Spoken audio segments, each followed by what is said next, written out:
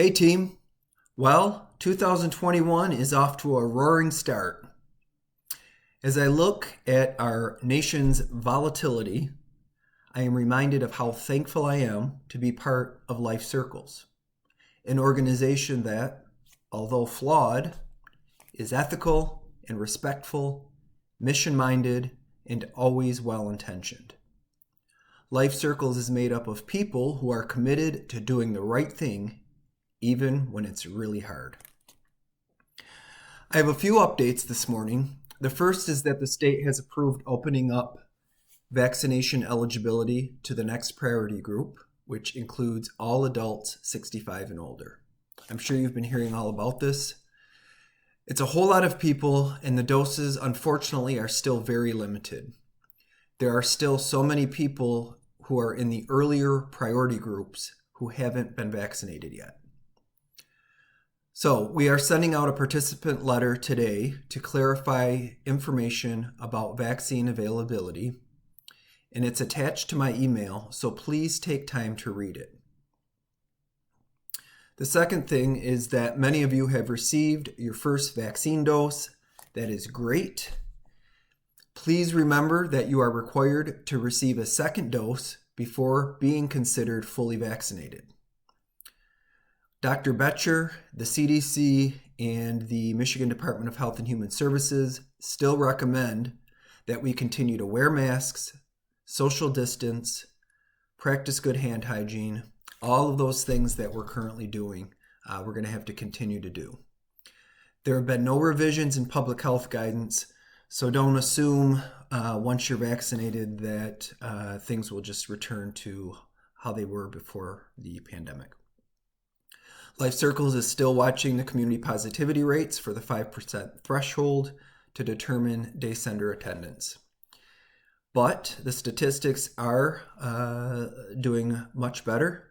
We're either seeing only slight increases, slight declines, or stable numbers, and the hospital numbers are looking much better.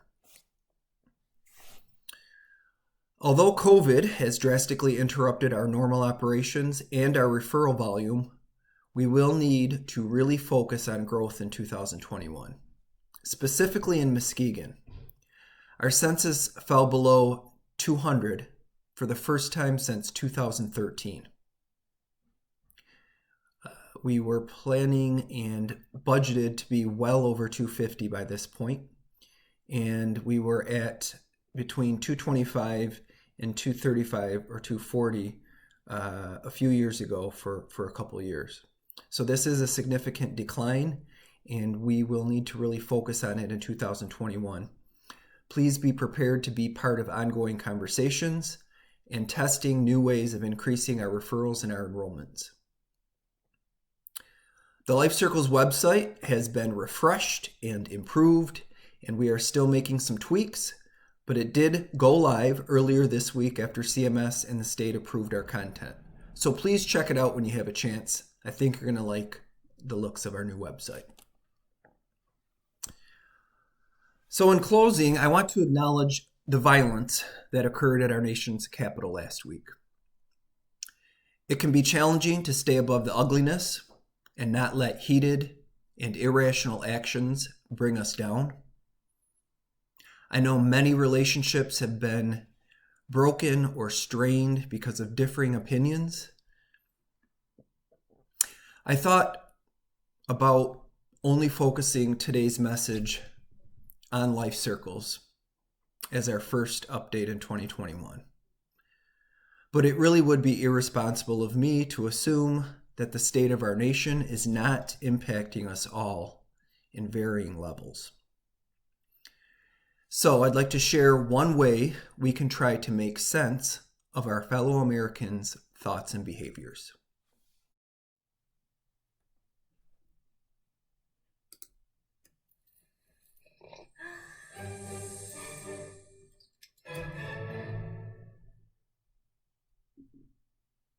How many of you are blamers?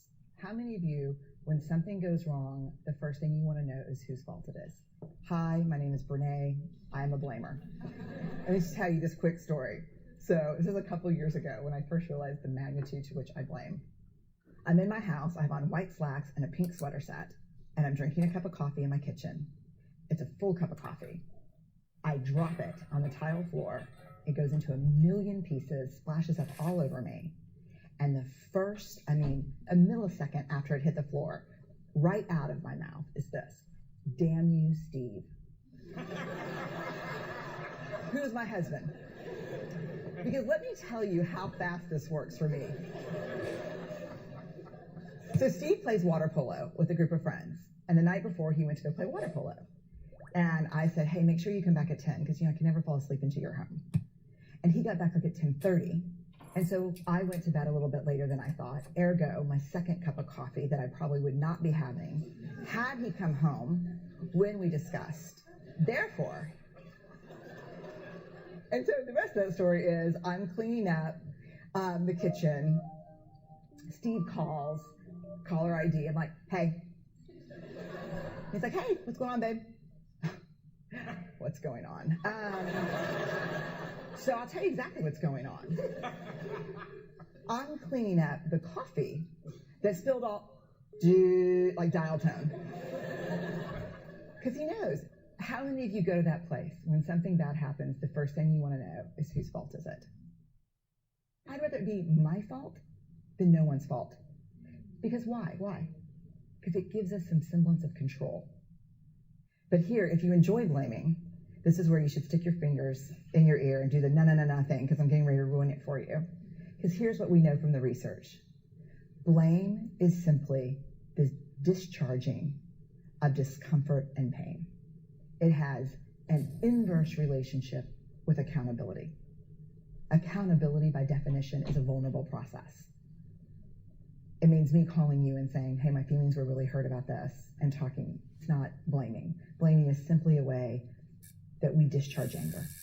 People who blame a lot seldom have the tenacity and grit to actually hold people accountable, because we expend all of our energy raging for 15 seconds and figuring out whose fault something is. And blaming is very corrosive in relationships, and it's one of the reasons we miss our opportunities for empathy.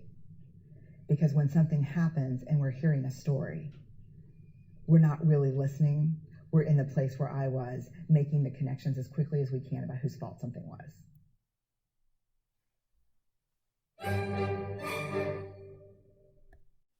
What a great video and a great reminder for us all to be very aware of our own tendency to quickly assign blame and to have internal biases that affect how we think about things and how we feel about others. Thanks to Michelle Baldwin Henderson, who is the Chief of Human Resources for UMRC Porter Hills, for sending along that video. So let's not contribute to our societal problem of being quick to blame and quick to avoid accountability. In my opinion, it is a rampant problem in our society, and it takes intentional, conscientious work not to submit to it. So have a great weekend. Thanks for being a wonderful team, and we'll see you next week.